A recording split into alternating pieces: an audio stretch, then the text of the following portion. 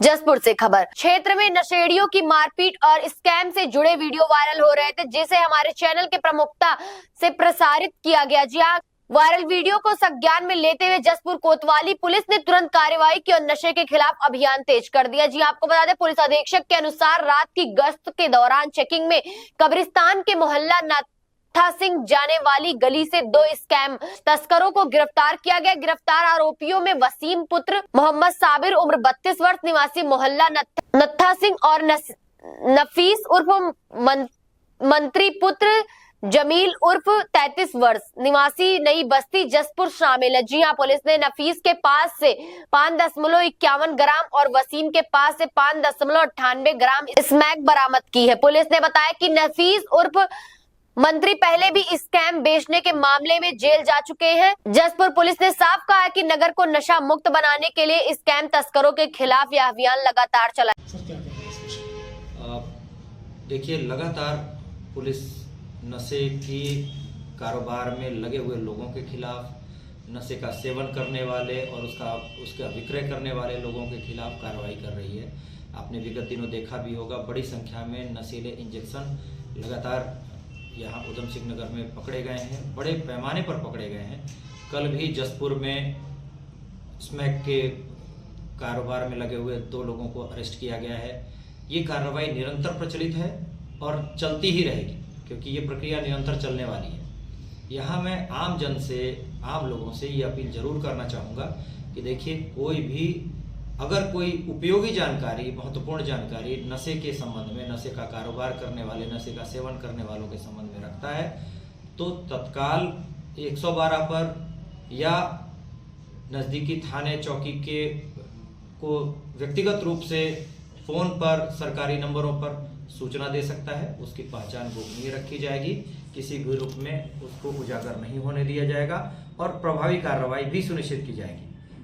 कोई भी, मेरा मानना ये है कि कोई भी माता पिता, भाई बहन, बंधु बांधव, इष्ट मित्र ऐसा नहीं हो सकता कि किसी नशे के सेवन करने वाले के बारे में जानकारी ना रखें और बिल्कुल गोपनीय रह जाए, क्योंकि उसके कुछ लक्षण होते हैं जो दिखते हैं, लेकिन लोग अपनी शुतुरमुर्गी प्रवृत्ति के कारण उस पर पर्देदारी करने में लगे रहते हैं। तो अपील है, अनुरोध है, निवेदन है, पर्देदारी ना करें। गलत काम करने वालों, नशे का कारोबार और नशे का सेवन करने वालों के बारे में आवाज उठाएं, आगे आएं, समाज का भला करें और अपने परिवार की सुरक्षा की। सर, आज की जो युवा पीढ़ी है नशे की तरफ लगातार बढ़ती चली जा रही है, भविष्य अंधकार में, तो उन युवाओं के लिए और उन युवाओं के परिवारों के लिए आपकी तरफ से क्या संदेश? युवाओं को सिर्फ एक ही संदेश है, ये जो क्षणिक उन्माद है उससे दूर रहें। ये मौत की ओर ही ले जाएगा, इसका कोई दूसरा रास्ता नहीं है। ये रास्ता सीधे मौत की ओर जाता है। बचें और दूसरों को भी बचाएं। उनके अभिभावकों से अपील है, अनुरोध है, निवेदन है कि इग्नोर ना करें, लगातार सतर्क दृष्टि रखें। कहीं भी कोई पहला कदम उठाता है उसी समय रोकें। जब जागें तभी सवेरा, जिस समय पता चले उसी समय फौरी तौर पर अगर कदम नहीं उठाया तो बाद में बहुत देर हो जाएगी। छुपाएं नहीं, छुपाना किसी के हित में नहीं है, ना आपके बाल बच्चों के। इसलिए आगे आइए, फेस कीजिए समस्या का समाधान, उससे मुठभेड़ करने के बाद ही संभव होगा। ऐसे छुपाने से समस्या बढ़ेगी, घटेगी नहीं।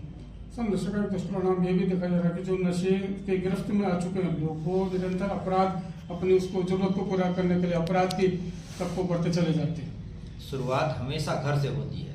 कोई भी नशेड़ी अगर नशे के सेवन करने के लिए चोरी चकारी टाइप की चीज़ों में संलग्न होता है तो सबसे पहले घर से चोरी करना शुरू करता है, और अगर उस पर ध्यान नहीं दिया गया तो घर की चीज़ें समाप्त करने के बाद वो बाहर भी झांकना शुरू करेगा। इसलिए अपराध को अगर रोकना है, नशे के से पैदा हुए अपराध को रोकना है, तो नशेड़ी को विक्टिम समझ के उसकी चिकित्सा करानी होगी, उसको उसकी काउंसलिंग करानी होगी, उसको डी एडिक्शन सेंटरों पे भेजना होगा, उसका इलाज कराना होगा। नहीं करेंगे तो वो समाज के लिए भी बहुत बड़ा रोगी, बहुत बड़ा नासुर बनेगा।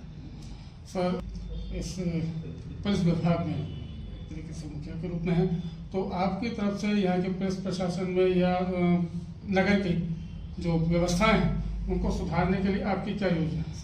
देखिए, प्रयास निरंतर चल रहे हैं और बेहतरी के लिए ही चल रहे हैं। कोई भी व्यवस्था, कोई भी समाज कभी भी परफेक्ट नहीं होता, उसे परफेक्ट बनाना पड़ता है।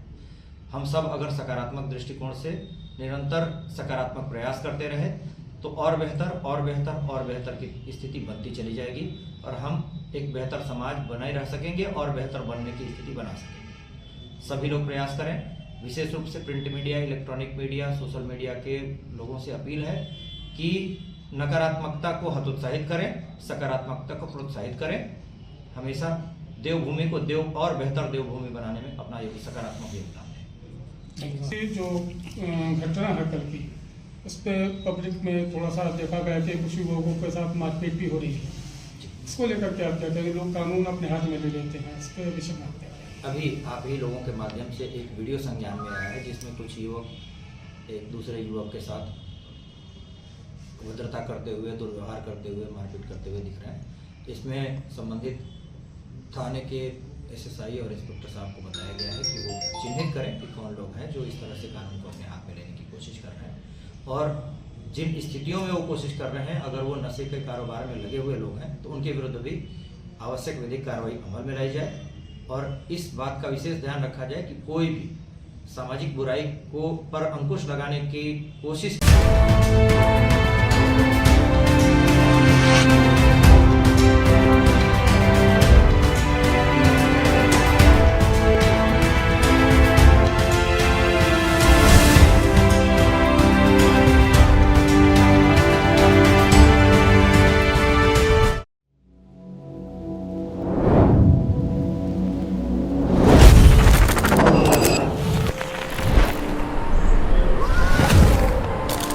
जय जोहार।